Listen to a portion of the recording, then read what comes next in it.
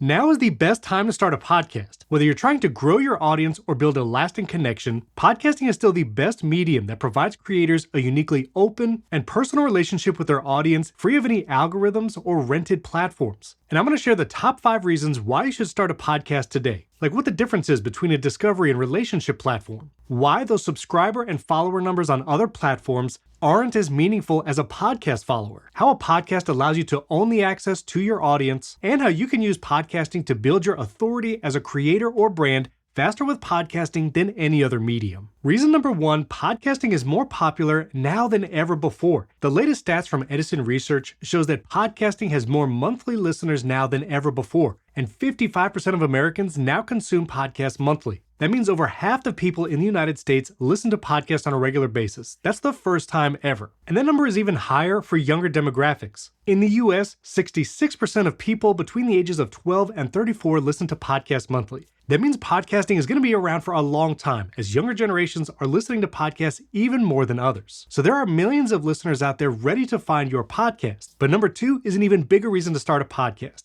Audio podcasts are still one of the few mediums that are algorithm free.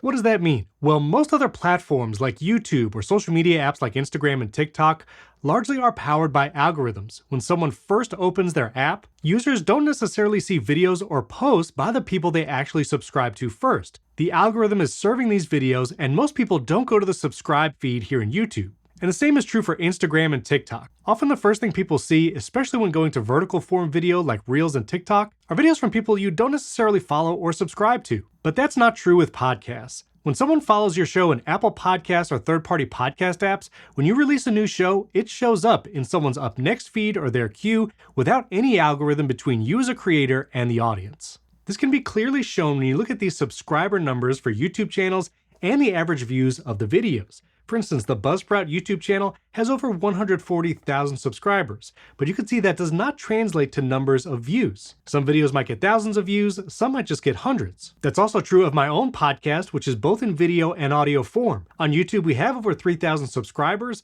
but every episode only gets about 1,000 to 2,000. Compare that to the audio version, and this is just Apple Podcasts, not third-party apps, but we have 3.8 thousand followers, and we have on average 3.3 thousand listeners. And if you look at the total downloads for that episode, you can see we have over 4,500 downloads. That means when you have a podcast, your content doesn't go through an algorithm to get to your audience. They'll see every episode you publish. Number 3, podcasting is built on open standards and allows you to own your audience. If you have a YouTube channel and someone subscribes there, but you want to create content elsewhere, you can't move those subscribers from your YouTube channel somewhere else. And the same is true with your Instagram or TikTok followers. Those followers are locked to the platform and can't be moved anywhere in the future. But podcasting is still powered by RSS. It's an open standard, and you can move your RSS feed to different podcast hosts, and your audience still stays connected to that RSS feed. And that applies to not only vertical video apps like TikTok and Instagram, but even apps like Threads and X default users to a For You feed, meaning that's algorithmically based and you don't really own your audience. And while an email newsletter list is a step above those algorithmic platforms because you have your audience's email address,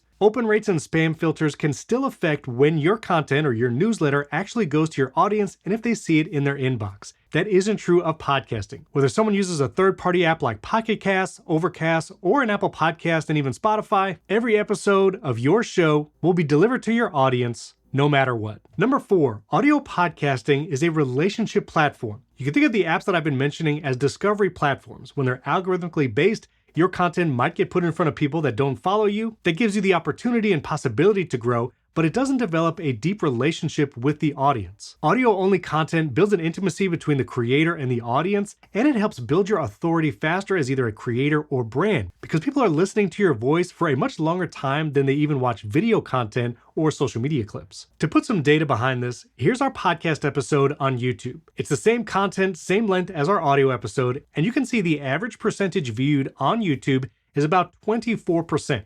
Now that same podcast episode in the audio version, it has more than double the retention. You can see here the average consumption, and this is just an Apple Podcast, not counting Pocket Cast or other third-party apps. It has an almost 60% consumption rate. That means the same episode, both video and audio, people listen for longer and more of the audio version than they do the video. And when your audience is listening to your voice for a longer time, listening intently, not distracted by other things, that's going to build a connection between your audience and yourself and builds the authority in your subject matter or area of expertise. Also, even view counts on YouTube are counted when someone watches just a few seconds. And as you can see from the retention graph, a lot of people drop off very early in the episode. That's not the case with the audio version. There is still a drop off. A lot of people just click play and then stop maybe a few seconds later, but the drop off is way less dramatic. And when it comes to audio, people stick around and listen for longer. So number 1, podcasting is more popular than ever. Number 2, it's algorithm free, giving you a direct connection between you and your audience. Number 3, it's based on open standards, RSS, which means you own your audience. Number 4, it builds a relationship with you and your audience and establishes your authority. And number 5, you should start a podcast because Buzzsprout makes it super easy. You can create a podcast for free right now on Buzzsprout. That link is in the description,